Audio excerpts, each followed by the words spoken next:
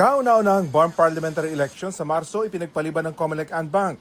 Ayon sa COMELEC, bunsod ito ng ilang legal at operational concerns. Maghihintay na lamang ang COMELEC ng bagong batas mula sa Kongreso na magtatakda ng bagong petsa kung kailan isasagawa ang eleksyon. Dating COMELEC spokesperson James Jimenez, pumanaw na. Si Jimenez ang pinakamatagal na naging spokesperson ng komisyon na nanungkulan mula July 2006 hanggang September 2022.